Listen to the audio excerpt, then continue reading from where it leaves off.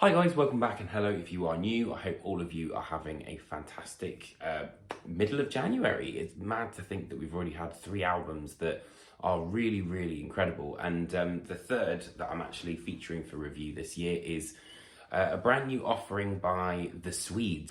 A shorter than normal wait between KATATONIA releases following 2020's monochrome-led City Burials.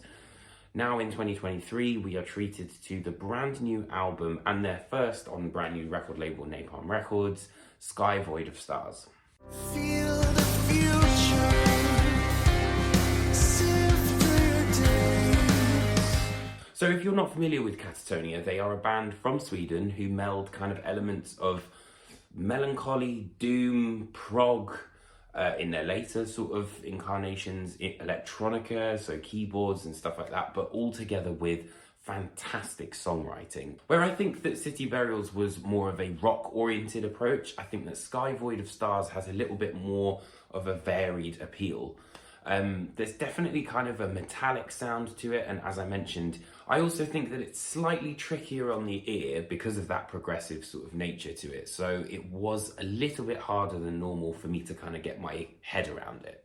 The first track, Austerity, for example, features quite a trickster style rhythm and this kind of elasticated riff, which I find is quite hard to pin down. But there's also moments of introspection, as on Solera, I think I might have said that right.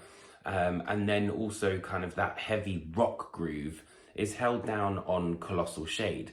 So it is still very much kind of things that we, are familiar with KATATONIA. We are gathered here tonight.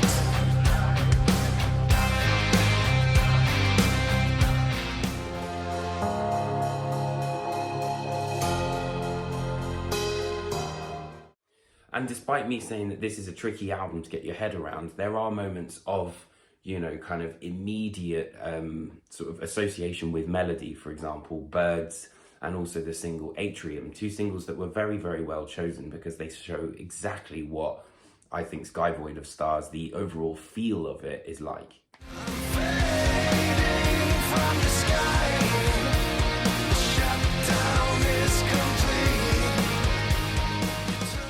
And where I mentioned that there is a sense of the progressive, it's not necessarily kind of like a bloated idea.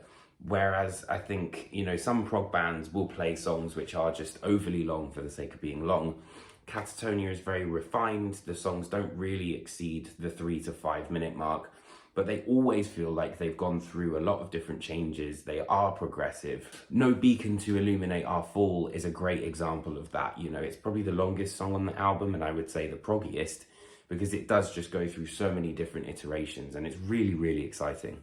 And to be totally honest, it's kind of a balancing act between this, introspective, classic rock thumpers and progressive that they're kind of doing on Sky Void of Stars. Of course, it wouldn't be KATATONIA without Jonas Renkse, and his vocals, delivery, performance, everything is just every single time sublime.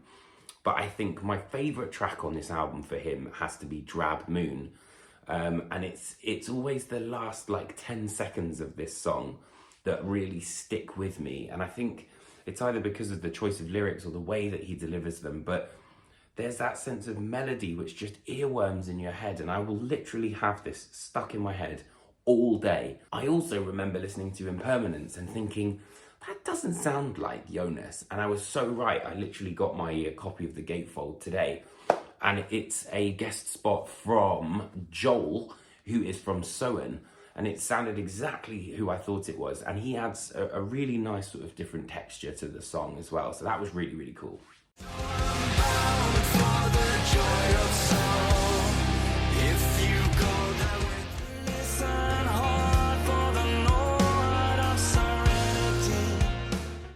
But I think what I really like about KATATONIA is there's always a sense of movement, and I do think that the rhythm section are very much responsible for that.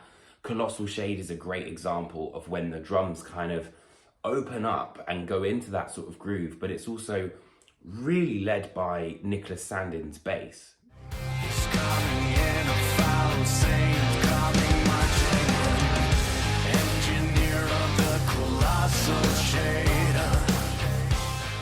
Where leads are concerned, guitarists are going to find more to love than ever, as Roger Oyarson's stamp is all over this, and thankfully due to the production, whenever he does need to, he cuts straight through the mix. They range from the simplistic breadcrumb style melodies on Opaline to more of a shred-oriented approach on Author and Atrium. But I think my favourite performance of his on the album is Impermanence. It's got beautiful note choices, really lovely tone from the neck pickup in particular, which has that sort of like real warmth to it, and plays with wah pedals really, really nicely. Either way, it's a nice surprise of whatever style guitar you're going to be getting from each song.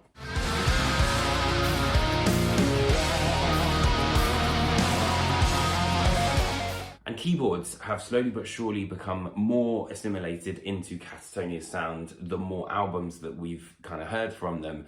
And I think really this is the first time, I know I sort of mentioned this on City Burials, but I think it's really, really kind of evident at just how important of a part they play in the Katatonia song now. On Sky Void of Stars, Katatonia start a brave new chapter, blending their signature sound with a slick prog feel and a metallic bite. So thank you ever so much for watching. I hope you guys enjoyed this album review. Make sure to hit that like and subscribe button and let me know what you think in the comments section underneath me.